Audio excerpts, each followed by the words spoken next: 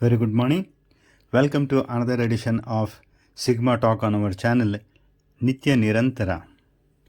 Please press the bell icon and subscribe to the channel if you are new to this channel.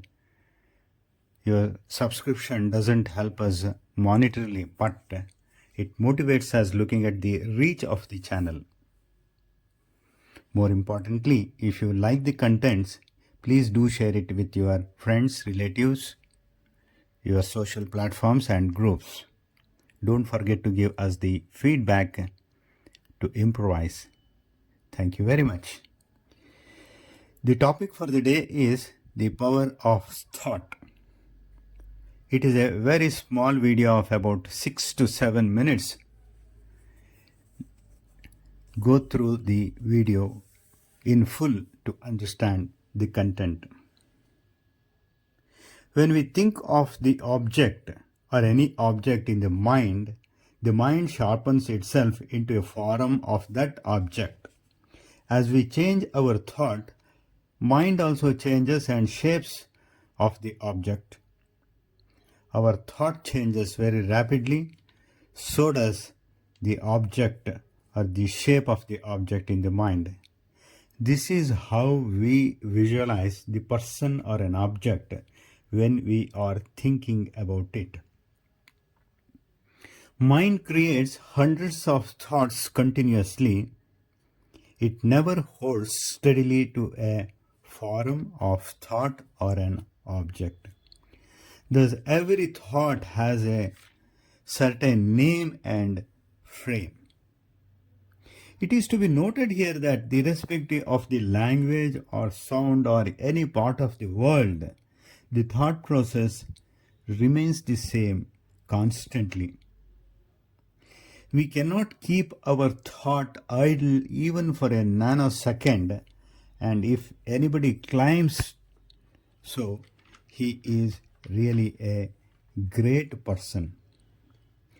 We can bring about the changes or the desired effect to help the others only when we have a definite positive thought in our mind and action. How powerful the thought is, we shall look into that aspect later. But thought is very powerful. It can be visualized by this fact. Sri Swami Vivekananda became an internationally famed figure overnight once he commenced his speech with the sentence, "My dear brothers and sisters." That is the effect of our mind, thought, and how it is uttered. The thought is a great dynamic force. It helps in creation. We can do wonders with the power of thought. It gives certain power and intuition power. Thought power denotes the strength of the body and mind. The success or how we live in the society, how we behave, all depends on the nature, the quality of our thought process. So, the thought explains our cultural standing in the society.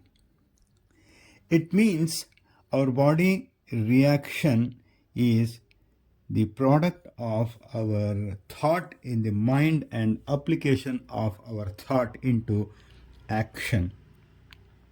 It is always recommended to have a vigorous, healthy thought in the mind to have a healthy body, both being mentally and physically. As you sow, so does you reap is an old saying. Likewise, what we are is the direct product of what we are thinking. If our thought is good, virtuous, strength of the mind, and it is unselfishness, purity, and patience, self-control. Gradually, such qualities gets embedded into our life. Thus, thought builds our character. In other words, the thread of the thought are woven into mental and moral qualities that becomes the character of that person.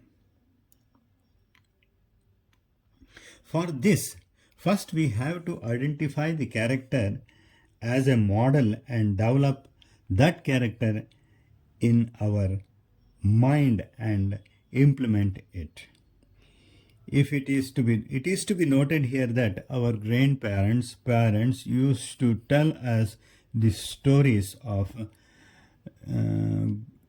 Rama, Krishna are the great kings of Indian history about their good virtuous qualities and other things.